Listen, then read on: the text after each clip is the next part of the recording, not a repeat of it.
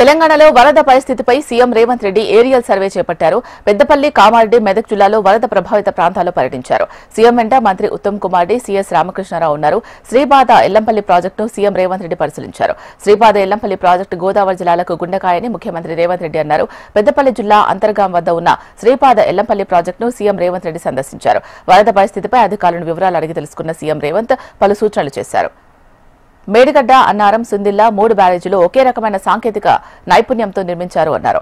మేడిగడ్డ నుంచి నీటిని ఎత్తి అన్నారంలో పోయాలి. అక్కడి నుంచి సుందిల్లా, శ్రీపాద, ఎల్లంపల్లిలో పోయాలి. 3 బ్యారేజీల డిజైన్లో, నిర్మాణంలో లోపం ఉంది అన్నారు. మామ కేసీఆర్ స్వాతిముత్యం, అల్లుడు హరీష్ రావు ఆణిముత్యం అనుకుంటున్నారని ఎద్దేవా చేశారు. ఏదైనా ప్రమాదం జరిగితే గ్రామాలు తుడిచిపెట్టుకుపోతాయని చెప్పారు. అన్నారం నుంచి, మేడిగడ్డ నుంచి సుందిళ్లకు రివర్స్ ఎత్తిపోతల ద్వారా నీటిని ఎత్తిపోయాలని అనుకున్న 3 ప్రాజెక్టులలో లోపాలు ఉన్నాయని అన్నారు. సాంకేతిక నిపుణులు డిజైన్లు, నిర్మాణం, నిర్వహణలో లోపాలు ఉన్నాయని తెలిపారు. నిపుణులు కట్టిన ప్రాజెక్టు కాబట్టి ఎల్లంపల్లి దశాబ్దాలుగా నిలబడింది అని అన్నారు. కాళేశ్వరం కమిషన్ నివేదికపై అసెంబ్లీలో చర్చించి ముందుకు వెళ్తామని సీఎం రేవంత్ స్పష్టం చేశారు. సాంకేతికంగా సలహా తీసుకోవాలి, ఎట్లా పూర్తి చేయాలి, దాని ప్రకారం పనిచేస్తుంది ప్రభుత్వం. మీరు రిపేర్ చేసిన అల్లారం